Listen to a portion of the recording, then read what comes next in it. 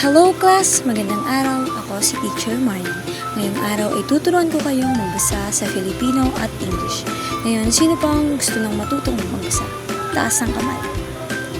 Okay, very good. Lahat tayo ay gusto nang matuto. Ngayon ay sisimulan natin ito sa Filipino.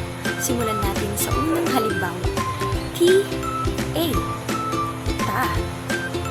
Pakiulit nga po. Ta. Very good. O. Pakiulit. O. Very good. Ta-o. Ta-o. Ano nga po ulit ang basa dito? Ta-o. Okay, very good. Mahusay. Magaling. Pakiulit nga po ulit ang basa. Ta-o. Magaling. Ngayon naman ay pupunta na tayo sa pangalawang halimbawa. K-U. Who.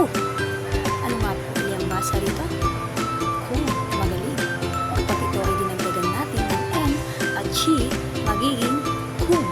Ano nga po ulit ang basa? Kung. Pakiulit. Kung. Magaling. Ano nga po ulit ang basa dito? Kung. Ngayon naman, ay ulitin natin sa umpisa. Ako muna po ang magbabasa, tapos kayo naman. Ta-o. Ano nga po ulit ito? Tao. Magaling. Pangalawa, kung. Ano nga po ulit ang basa dito? Kung. Magaling. Ngayon naman ay pumunta naman tayo sa ating mga susunod na halimbawa. D-O-G. Dog. Ano nga po ulit ang basa dito? Dog. Pakiulit nga po. Dog. Magaling. Ang susunod naman ay D-O-L. L. Dal. Dal. Ano nga po ulit ang basa nito? Dal. Magaling. Pakiulit nga po. Dal. Magagaling. Ngayon naman ay basahin natin mula sa umpisa ang lahat ng halimbawa. Ako muna po ang magbabasa, tapos kayo naman. Maliwanag po ba? Okay. Una, ta-o. Ta-o. Ano nga po ulit ang basa nito? Tao. Magaling. Pangalawa, kung. Kung. Ano nga po ulit ang basa? Kung. Pangatlo, dog. Dog. Ano nga po ulit ang basa nito?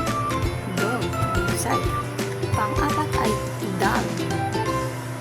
Dog. Ano nga po ulit ang basa dito? Dal. Magaling. Magagaling. Ngayon naman po ay kayo lang ang magbabasa. Una, tao. Pangalawa, kung. Pangatlo, dog. At pang-apat, dal. Magaling. Ang galing ninyong bumasa. Huwag pong kalimutan na magbasa tayo araw-araw para mas lalong gumaling. Paalam at magkita tayo sa susunod na aralin.